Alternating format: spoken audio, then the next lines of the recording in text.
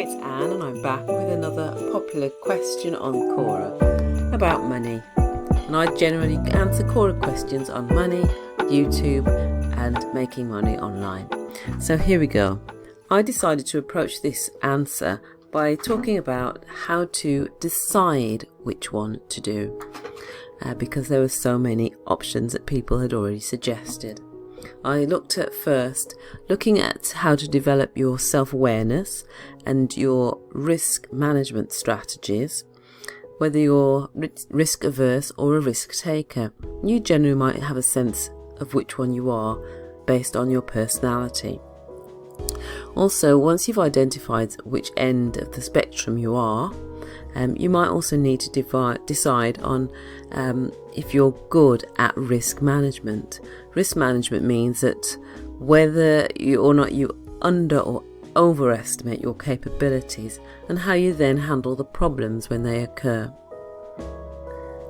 You might be the kind of person that avoids risk and avoids dealing with problems, or you might be the kind of person that really enjoys a challenge and problem solving.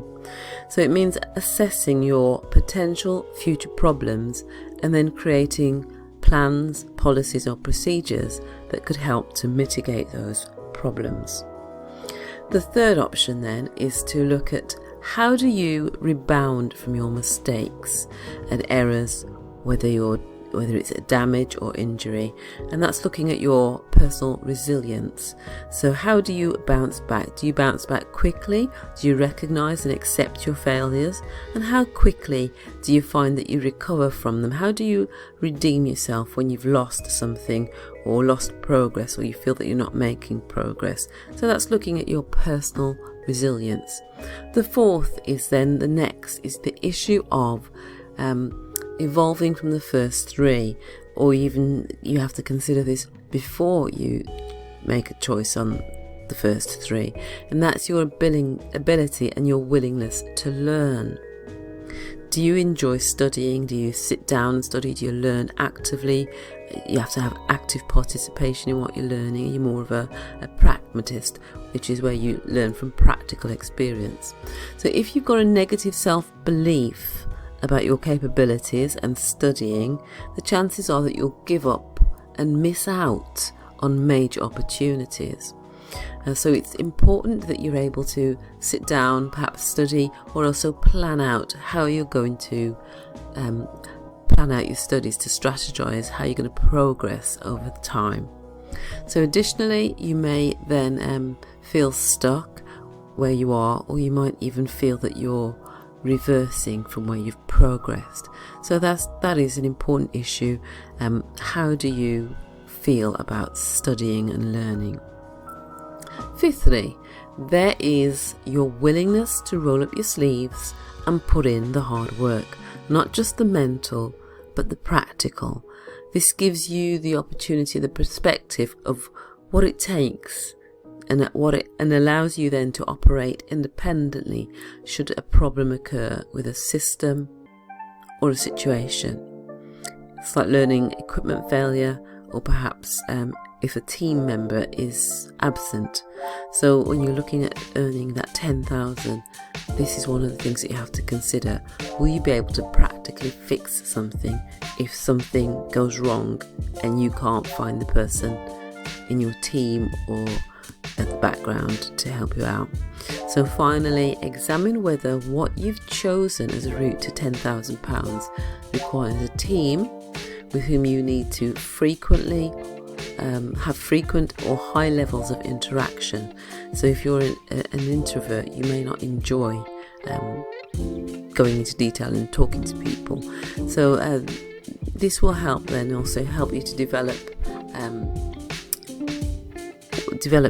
your perspective of whether you enjoy interpersonal communication or whether you need to develop your interpersonal communication skills. You may also need to develop some patience or have human skills that respect other people's individuality, their needs and their skills, and also have a multivariant personality yourself, because you've got to fit in different environments where perhaps somebody is louder and more extrovert than you, and other places where people are quiet, calm, perhaps introvert. You've got to be able to handle those kind of people if you need to work with a team to get your $10,000. So the next is, if you don't thrive amongst those kind of people, you may have to look at finding an opportunity to earn that 10,000 that you can earn from a low human interaction type business model. Something where it's already highly systematized with an automated service or product provision. So it might be something like Amazon warehouse kind of fulfillment by Amazon type business, or e-business where you don't have to do personal interactions with someone, or perhaps selling online. So look at those different aspects of yourself, develop that self-awareness, as I've said. So in summary, take a look at yourself and identify the conditions in which you thrive and where you may welcome or need a challenge, which may then help you to become stronger in all aspects of your life as well as financially. And avoid the type of business that may make you feel stressed or overworked and self-neglecting. So then, if you do find yourself in a job or a business that where you want to make more than 10,000 and find yourself in one where you're feeling stressed, find a way to systematize, organize and automate it. Then also sell or promote that system that you've designed to a similar business owner or team members. And of course, you may then prosper more than 10,000.